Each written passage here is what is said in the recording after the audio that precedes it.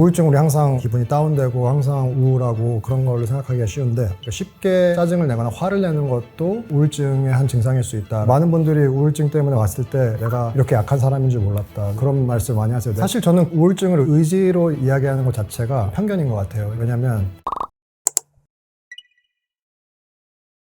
한국인을 초월해서 일단 기본적으로 미국에서도 아시아계 미국인은 약간 특별해요. 정신과에서. 왜냐면 정신과 일도 잘 안 와요. 정신건강 서비스를 잘 이용을 안 하세요. 이제 예를 들면 백인들이랑 비교하면 거의 절반 수준에 이를 정도로 안 오고, 오더라도 굉장히 악화가 된 이후에 와요. 가장 큰 이유가 워낙 정신건강에 대해서 어렸을 때부터 약간 유교권 특히 문화에서 이야기하는 걸 꺼리고 그런 이야기를 안 하다 보니까 자기가 모르는 경우도 많고 알더라도 숨기려는 경우가 좀 많아가지고, 그러다 보니까 정신건강 서비스를 기본적으로 안 받으시는 거죠. 그래서 그게 가장 큰 어떤 아시아계 한국계 분들의 특성이 분명히 있고요. 두 번째는 약간 자책하는 경우를 굉장히 많이 본 것 같아요. 우울증이 나의 의지가 약해서 내가 멘탈이 약해서 생긴 거다, 이런 선입견들이 있으면 아무래도 스스로 자책할 가능성이 높겠죠. 반면에 미국 환자들 같은 경우에는 일반화하긴 그렇지만 외부 환경들의 원인을 탓하는 경우들도 꽤 있거든요. 한국인의 경우에는 제 생각에는 역치가 정말 높은 것 같아요. 일단 저도 그렇지만 우리는 워낙 하드코어로 단련이 되어 있기 때문에 어렸을 때 공부하는 거라든가 회사 생활도 마찬가지고 많이 일하는 것 자체가 어떻게 보면 기본값이기 때문에 자기 탓을 좀 많이 하는 것들도 있고, 제가 지금도 기억에 남는 미국인 환자는 본인이 되게 심한 마약 중독자였는데 어떻게 처음에 마약을 시작하게 됐는지에 대한 이야기가 나왔어요. 근데 이분이 말씀하시기를 그 당시에 업무 환경이 너무 안 좋아서 스트레스가 너무 컸다, 이렇게 묘사를 하시는 거예요. 몇 시간이나 일했길래 이렇게 했나, 그래서 물어보니까 주당 50시간씩 일했다는 거예요. 사실 한국인 평균 시간 하면은 사실 그것보다 많거든요. 그래서 보면서 이게 일단 역치가 굉장히 높고, 일주일에 35에서 40시간 일한 사람하고 55시간 이상 일한 사람하고 비교해 보면은 우울증이나 불안장애 발생할 가능성이 1.5배 이상 높아요. 업무 시간이라든가 이런 게 연관이 될 수밖에 없는 건데 우리는 기본적으로 다들 그렇게 하기 때문에, 그러다가 내가 힘들어지면은 내 탓을 하고. 최근에 제가 또 재밌게 본 넷플릭스 드라마 중에 정신병동에도 아침이 와요라는 드라마가 있는데, 거기에 보면 남자 주인공 중에 한 명이 회사 다니다가 막 카톡에 치여서 막 이렇게 물이 정말 막 차오르는 장면이 나오거든요. 화장실에 앉아 있는데. 근데 그런 느낌들을 받을 경우들이 꽤 많은 것 같아요. 근데 말하면 나만 힘들 것 같고 다 괜찮아 보이지만 사실 안 괜찮은 사람들도 굉장히 많을 거거든요. 근데 남들은 나보다 더 힘든 것 같은데, 남들은 나보다 일 더 많이 하는데 나는 왜 이렇게 나약한가, 이런 생각들을 저도 많이 했던 것 같아요, 옛날에. 그래서 그런 면에 있어서 한국 환자들하고 미국 환자들은 확실히 역치가 다르고, 심리학에서는 이제 외부 귀인, 내부 귀인으로 나뉘는데, 내부 귀인은 이제 자기 탓을 하는 거고 외부 귀인은 환경 탓을 하는 거죠. 근데 우리는 정신적인 어려움에 대해서는 내 탓을 많이 하는 경향이 있지 않나. 사실 저는 우울증을 의지로 이야기하는 것 자체가 정신질환에 대한 편견인 것 같아요. 그러니까 이게 우리가 당뇨병을 아무도 의지 부족으로 걸린다고 생각하지 않잖아요. 고혈압도 마찬가지고 심지어 감기도 마찬가지고요. 근데 우울증을 의학적 질환으로 인정을 안 하는 거죠. 마이클 펠프스가 정말 대표적인 예인 것 같아요. 사실 올림픽 자체에 출전하는 것 자체가 영광이고 정말 대단한 의지를 필요하고 메달리스트는 말할 것도 없고요. 근데 마이클 펠프스는 어떻게 보면은 전 세계적으로 가장 많은 금메달을 딴 선수잖아요. 연습벌레로도 워낙 유명하고, 이 사람의 의지를 의심할 사람은 아무도 없을 거라고 생각을 해요. 근데 그 사람조차도 우울증에 실제로 걸렸고 자살 생각이 너무 심해져서 정신병원에 입원까지 했거든요. 많은 분들이 우울증 때문에 왔을 때 그런 말씀 많이 하세요. 내가 이렇게 약한 사람인 줄 몰랐다, 아니면 말씀하신 대로 의지를 탓한다든가. 근데 그러면 저는 그렇게 말씀을 드려요. 우울증에 걸린 것은 당신이 약해서가 아니라 어떻게 보면 너무 내내 강하려고 애썼기 때문일 수도 있다라고요. 정말 자기의 약한 모습도 드러날 수 있고, 서로 감정을 이야기했을 때 서로 연결이 되기도 하고 서로 위로도 해줄 수 있는 건데, 마이클 펠프스도 결국에는 그렇게 얘기를 했거든요. 자기가 자기 감정을 들여다보는 것을 배우지 못했고 그런 경험들을 이제 우울증을 겪은 다음에나 감정을 나눠봤더니 도움이 되더라, 이런 얘기들을 많이 했거든요. 마찬가지로 드웨인 존슨이라는 이제 유명한 할리우드 배우도 정말 근육질에 엄청난 힘을 가진 사람이지만 3번 우울증을 겪었는데 3번째가 돼서야 알았대요, 내가 우울증이라는 것을. 그러니까 그전에는 자기도 모르고 더 강하려고 이렇게 하다 보니까 결국에는 이게 골마서 터진 거죠. 그래서 그런 이야기들을 저는 우울증은 의지의 문제다에 대한 좋은 발레라고 생각을 하고요. 이런 이야기를 계속 하는 이유가 제가 그 생각을 많이 했어요. 그러니까 저는 아무래도 미국에 한 10년쯤 전에 건너갔는데 그때 처음 마이클 펠프스 얘기를 들었거든요. 그때까지만 해도 제가 알던 마이클 펠프스의 모습은 도저히 뛰어넘을 수 없는 그런 괴물 같은 사람이었는데, 이 사람이 그런 일을 겪었다고 하니까 나의 고통도 새롭게 보이는, 그래서 나의 의지의 문제가 아니구나라는 생각을 많이 했어요. 그래서 이런 얘기를 계속 하고 있습니다. 가장 대표적인 게 특히 남성에서 많이 나타나는데요. 이제 우울증 우리 항상 뭐 기분이 다운되고 항상 우울하고 그런 걸로 생각하기가 쉬운데 실제로 이제 최근 연구들에 따르면 쉽게 짜증을 내거나 화를 내는 것도 우울증의 한 증상일 수 있다라는 연구 결과들이 많이 나오고 있거든요. 근데 이게 왜 그러냐면 남자들의 경우에는 사회적인 압박이 더 커요. 그런 우울증을 보이면 내가 약해 보인다. 그러다 보니까 이제 슬픔이라기보다는 짜증이나 우울로 발현되는 경향이 있는 거예요. 한국 사회도 사실 저는 어떻게 보면은 우리는 감정 표현을 굉장히 억압하는 문화잖아요. 어렸을 때부터 힘든 거는 내색하면 안 되고 우는 것도 사실 펑펑 우는 건 사실 굉장히 조심스러운 사회이기 때문에 그런 면에서 우리 사회도 어떻게 보면은 쉽게 짜증을 내거나 화를 내는 증상들로 많이 발현이 되지 않을까. 우울증 증상이 이제 가장 대표적인 건 9가지가 있는데요. 많은 사람들이 모르는 게 그중에 한 가지가 자살 생각이에요. 근데 자살 생각이 단순히 뭐 나를 죽이겠다 이런 게 아니라 차라리 죽었으면 좋겠다라는 생각도 포함되거든요. 또 어떻게 보면은 수동적으로 죽음을 생각하는 거잖아요. 적극적으로 자살은 아니더라도.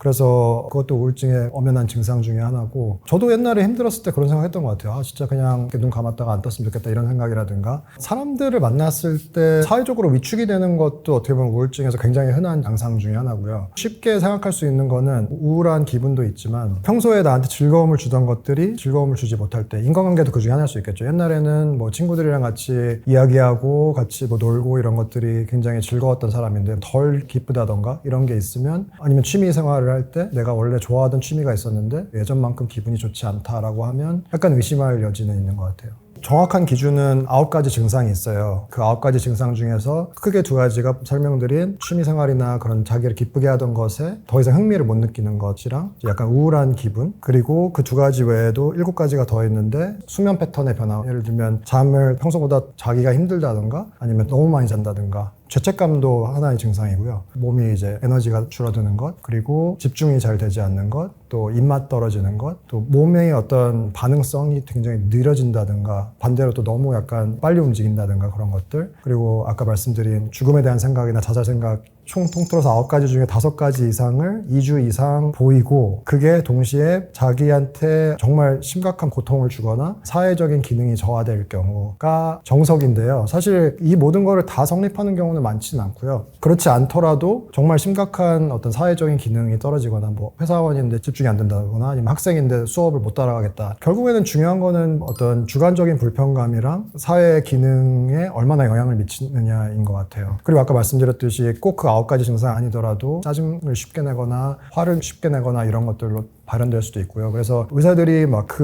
모든 진단 기준에 딱딱 맞춰서 진단을 하는 건 아니에요. 기본적으로는 일단 슬픈 감정 아니면 어떤 공허함, 뭐 외로움 이런 것들도 다 포함될 수가 있고요. 사실 불안과 마찬가지로 우울감도 우리 삶에서 없어야 될 감정은 아니거든요. 그러니까 우울감도 어느 정도 느끼고 그래야 또 이제 또 행복감도 더 느낄 수 있고 이런 것들이긴 한데 평소랑 다르게 좀 너무 오래 간다 싶으면은 걱정을 해야 되는 부분인 것 같고 결국에는 주된 정서는 어떤 슬픔, 다운되는 기분, 우울감 그건 맞긴 해요. 근데 이제 그 외에도 의심해 볼 수 있는 상황들은 짜증을 낸다거나 화를 쉽게 낸다거나 그런 것들도 포함될 수 있다는 거죠.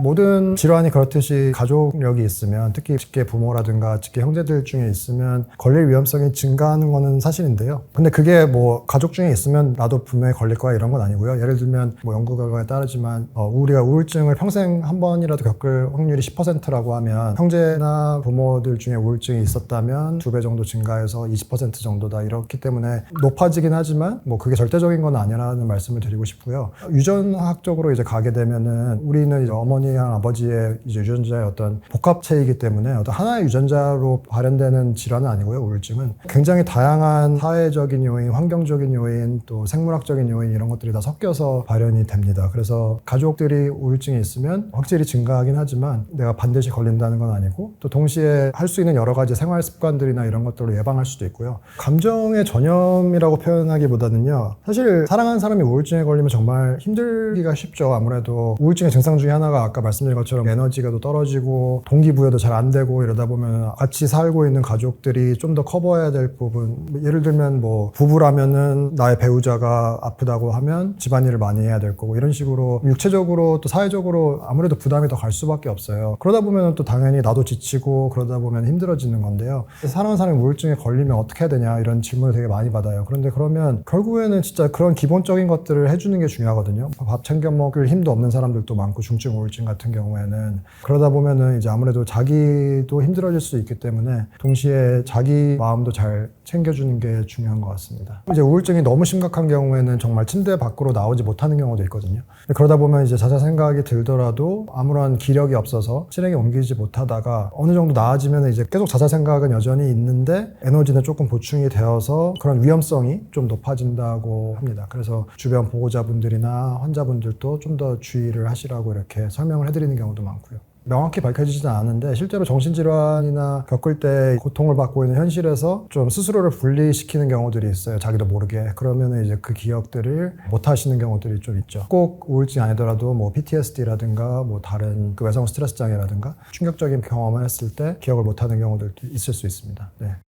약마다 다르고 사람마다 다른데요. 부작용이 없는 약은 없기 때문에 살이 찌시는 경우도 있죠. 그건 정말 드시기 전까지는 알 수 없고 또 정도도 사람들마다 달라서 뭐 통계적으로 보면은 안 찌는 분들이 더 많지만 예외적인 부작용들은 생길 수 있죠. 사실 그래서 저는 우울증을 마음의 감기라고 많이 표현하는데 조심스러운 표현이라고 생각을 해요. 워낙 이제 정신질환에 대한 선입견이나 낙인 이런 게 있기 때문에 좀 친근감을 주고 그만큼 흔하다는 경각심을 불러일으키려고 그렇게 많이들 부르는 것 같은데 사실 감기는 약을 안 먹어도 되는 질환이긴 하거든요. 딱히 치료제가 있는 건 아니고 증상을 경감시켜 주는 거니까. 근데 이제 예를 들면 당뇨병이라고 하면은 자기 마음대로 약을 끊으면 혈당이 조절이 안 되겠죠. 그래서 우울증도 마찬가지로 의사 충분히 상의를 거친 다음에 거기에서 이제 어떤 의학적 결정을 내려야 되는 것 같고요. 많은 분들이 이제 우울증이든 뭐 정신질환 약들은 특히 약간 거부감들이 좀 있으셔서 하루라도 빨리 끊고 싶어 하시는 경우들이 많은데 주치의와 같이 상담을 해보시고 결정을 하시는 게 맞는 것 같습니다. 네.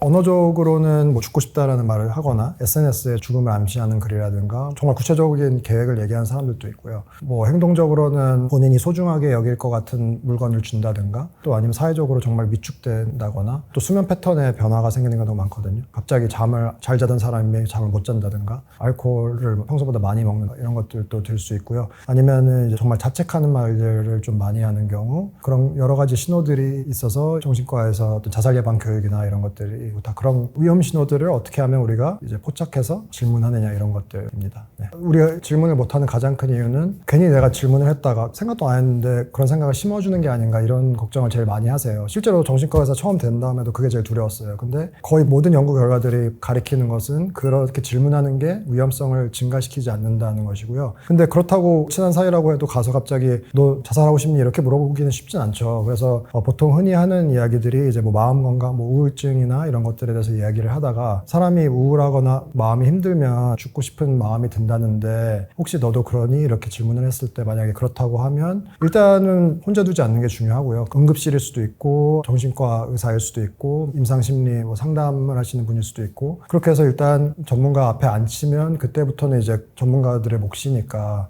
거기까지 같이 가줄 수 있는 그런 문화가 됐으면 좋겠다는 생각이에요. 그래서 사실 제가 미국에서 제일 부러웠던 게 뉴욕의 정신과 응급실 거기 보면은 뭐 새벽에 자살 생각 들어서 오시는 분들이 계시거든요. 근데 그런 분들이 물론 혼자 오시는 분들도 계시지만 친구랑 같이 오는 경우 진짜 많아요. 결국에는 그 이야기를 친구들한테 도움을 청할 수 있었다는 얘기잖아요. 우리가 친구가 막 몸이 너무 안 좋으면 같이 뭐 링거를 맞으러 병원에 같이 가줄 수도 있잖아요. 그런 것처럼 같이 가줄 수 있는 그런 문화가 너무 부럽고 우리도 그렇게 됐으면 좋겠다라고 생각했습니다. 근데 최근에 제가 본 설문조사에 따르면 만약에 내가 정신질환을 앓고 있는 거를 주변 친구들이 알게 된다면 몇몇 친구들은 등을 돌릴 것이다. 예 아니요 했을 때 50% 이상이 예라고 했거든요. 여전히 그런 두려움이 있는 거죠. 내가 우울증이 있다는 것을 밝혔을 때 주변 사람들한테 거절당할 거라는 두려움. 그런 것들이 좀 우리가 고쳐나가야 될 부분이 아닌가 생각이 됩니다. 이거는 연구마다 좀 달라요. 근데 제가 인용한 논문에 따르면 이제 10분이라고 하는 것도 있고요. 근데 대부분 이제 결론은 짧다.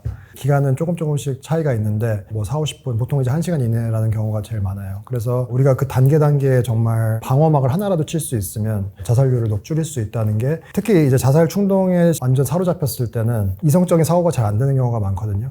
이제 미국에서 총기가 있으니까 총기를 금고에 넣어놓으라 그래요. 그러면 우리는 아니 자기가 비밀번호 다 알고 하는데 그게 무슨 의미야 이렇게 하는데 실제로 그 현장에 있을 때는 그거를 열지도 못할 정도의 이성적인 사고가 안 될 때도 있고 기억하더라도 그 순간을 조금 조금씩 늦춰지는 것만으로도 위험성을 낮출 수가 있거든요. 사실 그래서 저는 한국 사회에서 특히 자살률이 높은 것 중에 하나가 알코올에 좀 관대한 문화라고도 생각이 되는데요. 알코올도 마찬가지로 이제 약간 충동성을 높여주잖아요. 그래서 결국에는 자살 생각이라는 것도 어떻게 보면 충동성과 굉장히 밀접한 영향이 있고, 그러다 보니까 아무래도 생각에서 행동까지 이르는 데는 굉장히 시간이 길지 않죠.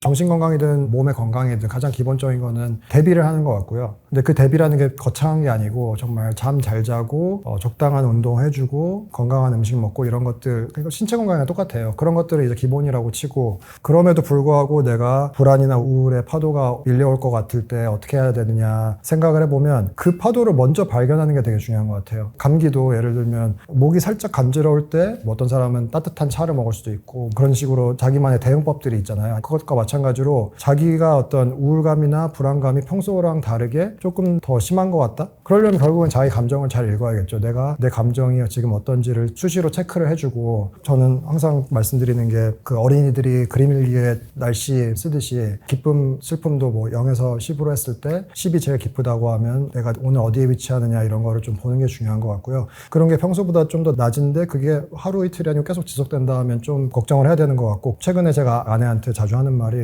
가끔씩 슬픔을 느낄 때 오늘 왜 이렇게 슬프지 이런 이야기를 해요. 근데 그러면 단순히 그냥 그 인지를 하는 것뿐만 아니라 그럼 내가 여기서 어떻게 해야 될지를 생각을 하게 되거든요. 저를 기쁘게 하는 행동들이 있어요. 예를 들면 산책 같은 거예요. 그러면 다음날 아침에 일어나서 산책을 해요. 그러면은 좀 기분이 나아지거든요. 그런 식으로 몸 체크하듯이 정신건강도 약간은 예민하게 읽어주고 그런 식으로 생각하는 게 중요한 것 같고, 불안은 조금 다른데요. 불안은 약간 그 마음 챙김이라 그래서 현재 생각을 좀 머물게 하는 게 되게 중요해요. 그래서 너무 먼 미래를 생각할 때 불안해지는 경우가 많거든요. 그럴 때 어떻게 하면 현재에 머물 수 있을까를 계속 고민하는 건데, 마음은 가만히 놔두면 우리 뇌는 기본적으로 미래에 대해 걱정하고 과거에 대해서 막 후회하고 이렇게 되거든요. 그 마음을 어떻게 하면 현재로 머무르게 하느냐는 사실 아까 말씀드린 산책을 할 때 내 걸음걸이에 집중한다든가 아니면 나의 숨소리에 오롯이 집중한다든가 상념을 하지 않고 그런 것들을 좀 하려고 하는 편입니다. 저는 사실 한국이 굉장히 그리울 때가 많아요. 사실 어떻게 보면은 한국 사람들이 저는 세상에서 가장 정이 많고 끈끈한 사람들이라고 생각을 하거든요. 근데 너무 힘들어 하시는 분들이 많아서 그게 제일 걱정이 돼서 자꾸 이런 오지랖을 부리고 있는데, 좀 그렇게 말씀을 드리고 싶어요. 우리가 잘하면서 이런 이야기들을 너무 안 했기 때문에 어떻게 보면 힘든 게 아닌가라는 생각을 굉장히 많이 해서, 지금부터라도 가족이든 친구든 누구든 간에 같이 좀 더 이런 이야기들을 좀 더 많이 하고, 우리가 항상 완벽할 수는 없으니까 아시아계 미국인들이 특히 힘들어하는 이유 중에 하나가 너무 엄격한 환경에서 정말 완벽한 모습을 보여줘야 된다는 생각으로 자랐기 때문이라는 사람들도 있어요. 그래서 조금 더 우리 자신한테 그리고 또 타인한테 좀 더 관대할 수 있는 사회가 되었으면 좋겠다라는 생각을 해서 제가 전하고 싶었던 한 가지 메시지는 그런 것 같아요. 정말 나 자신 그리고 타인한테 좀 더 너그러운 사회가 되면 좋겠다라는 생각을 합니다.